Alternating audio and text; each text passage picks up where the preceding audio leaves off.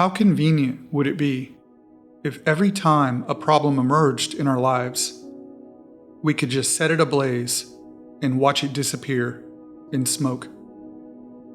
Imagine a flamethrower to cauterize those daily annoyances, incinerate the needed home repairs, scorch the rude coworker's comment, torch the argument you had with your friend or spouse into ash, and walk away smiling.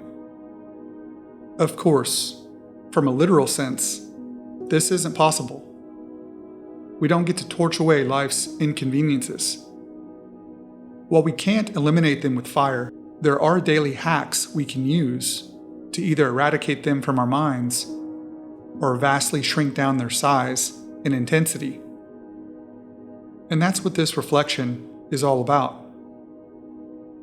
Learning to be monk-like doesn't mean you live a life free of setbacks. It means you've trained yourself not to focus on them. You encounter issues, yes, but you don't give up your control in a way that allows them to germinate inside your mind. There are always going to be complications we can't ignore. Health crisis, financial struggles, losses. Some problems deserve our full attention, but the majority of what slows us down isn't life or death. It is the mundane, the often trivial nuisance we give way too much power to. When these go unchecked, these tiny flakes of irritation can snowball into mental catastrophes. And the bigger we make them, believe it or not, the less focus is put on actually solving it. How many of these micro situations sound familiar? You miss your alarm clock and wake up late, and the entire morning feels like it begins on the wrong foot. You rush out of the door already flustered, only to get cut off on the highway and miss your exit, costing you precious time. Finally reaching work, someone has stolen your usual parking space, and irritation creeps in as you search for another. You are scolded for being late, and just when you think you can recover, you spill coffee on your favorite shirt, moments before stepping into an important meeting. The sticky thoughts, like the person who makes a snide remark behind your back, leaving the words to spin endlessly, like dirty laundry tumbling in the wash. Sometimes it's more tangible, the computer crash that wipes out unsaved work, leaving you convinced your career may be over. Or you walk out to your car and see a flat tire staring back at you, almost enough to bring you to tears. You find yourself in the grocery store checkout line with your wallet nowhere in sight, or you return home to heavy fog from a disagreement with your spouse or family member. The small stings add up. A forgotten anniversary, a burned dinner after a long day, a late-night text that stirs drama you weren't prepared for. Moments of rest are fragile. Your internet goes out just as you settle in to watch your favorite show. Tossing in the night with worries about the coming day are already pressing in. And beneath it all, there could be a deeper weight. Maybe you feel stuck in life because of a career or relationship, or due to the absence of one. Maybe you're caught in the whirlwind of wondering why things are the way they are. Questions that mean so many different things to so many different people. Most of these moments, big or small, have life cycles as long as we allow them to. The problem itself is rarely what lingers.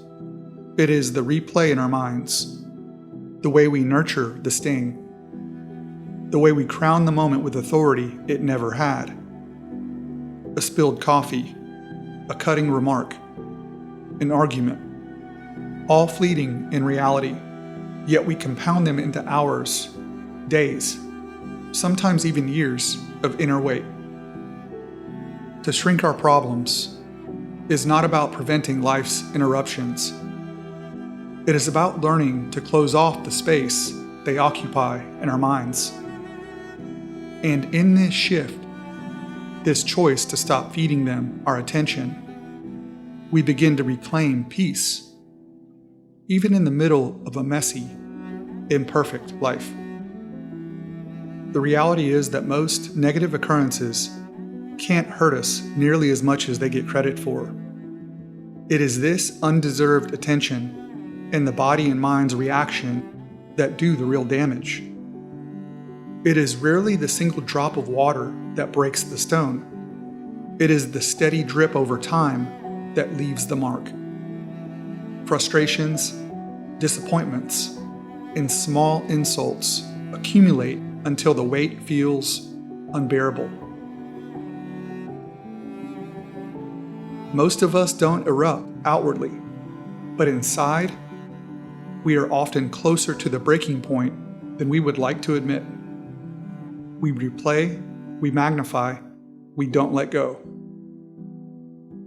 Rumination, the act of chewing on your problems long after the moment has passed. Your brain doesn't distinguish much between the real event and the rerun. Each time you revisit it, you trigger the same chemical stress response. So most of our suffering isn't from the event itself, but from the mental reruns we keep watching on loop. How do I combat these daily obstacles, along with all the recurring thoughts? What can I actually do right now to shrink or even eliminate these problems from my life?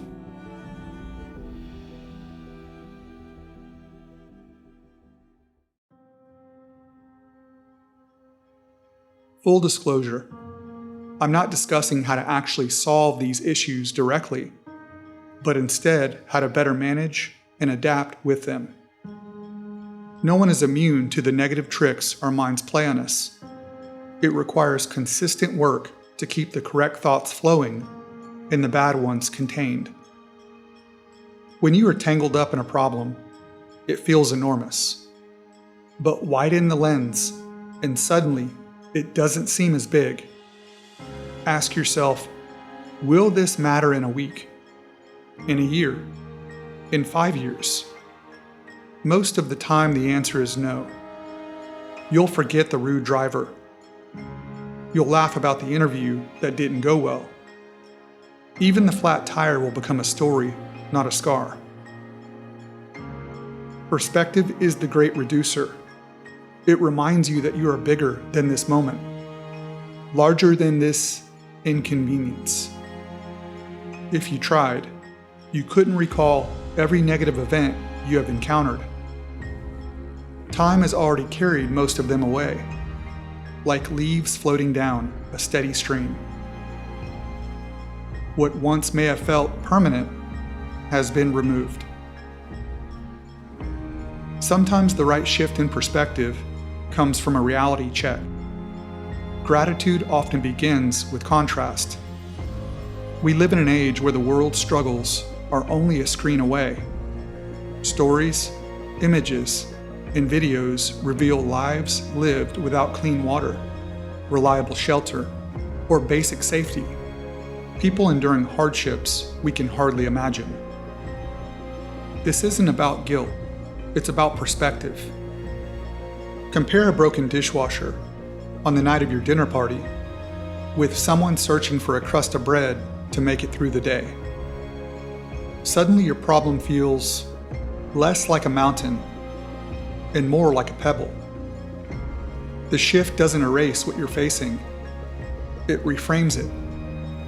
Gratitude, by contrast, reminds you of the abundance already in your life and of the larger challenges that deserve our focus. Think of your mind as a snow globe, like the ones you shook as a child. Each problem, each irritation, gives it a hard shake.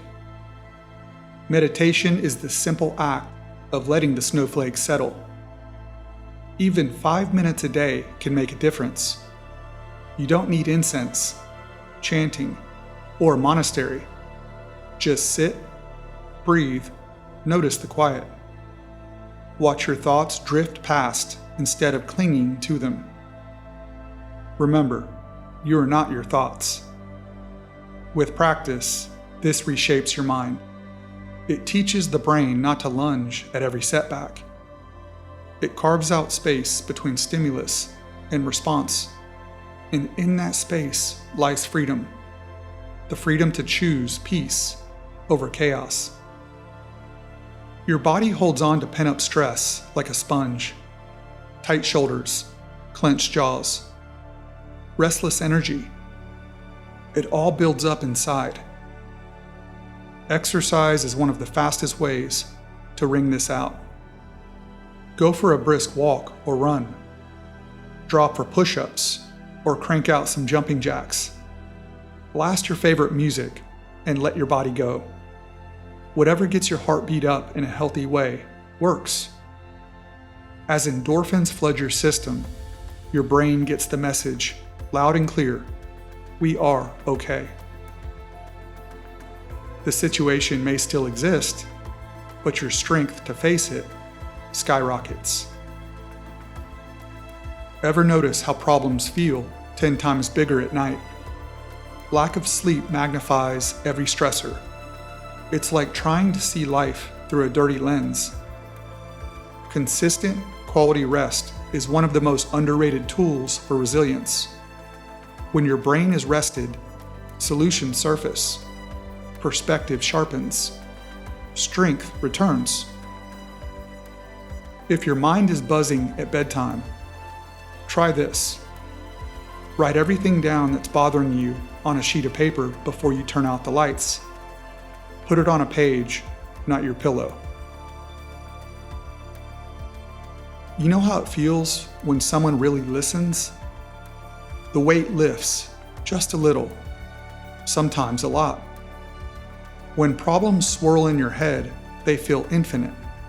But once you get them out, to an attentive ear, onto paper, into a voice recorder, or on video, they become less cumbersome. Recording your thoughts in any form acts like a release valve. It turns a mental storm into something you can see, hear, and if needed, examine. Even a few quick bullet points: angry about work, worried about money, sad about a relationship, can lighten the load. Think of this as problem extraction surgery. You take the thoughts out of the steel vault and lay them on the table, where you can finally see them for what they are. When was the last time you paused, not just slowed down, but truly stopped to examine the thoughts running through your mind, the emotions stirring in your heart, and the patterns guiding your actions? Introspection, the act of looking inward, is the foundation of condensing problems. If you don't know what's happening internally, you can't change how you respond to the external. It is like detective work, and you are gathering clues. Why did that comment sting so much? What am I really afraid of here? Does this snag deserve this much time, energy, and focus? Is this event really as big as I am making it out to be? And my favorite, what lesson can I learn from this? No matter what happens during the day, I always return to the last question. What can I learn here? Even the smallest lesson offers growth and perspective. The answers you uncover will help you navigate with clarity. Introspection breaks autopilot and realigns your actions with your deepest values. A journal, a voice memo, a sticky note. The format doesn't matter. What matters is the courage to look inward. Over time, introspection becomes your compass. It steadies you in life's storms, guiding you toward responses that serve you rather than reactions that sabotage you. So, let's circle back to that flamethrower fantasy. As tempting as it sounds to burn away every negative encounter, The real fire we need isn't aimed at the events themselves. It is aimed at our attachment to them. When you zoom out, practice gratitude, meditate, move, rest, release your thoughts, and reflect, you see problems for what they are. You refuse to let them dominate your inner world. Life will always hand you traffic jams, rude people, lost keys, and everyday struggles that cast longer shadows than they deserve. But with the right mindset, these become less as obstacles and more opportunities to grow stronger. The true power isn't in the problem. It is in the response you choose.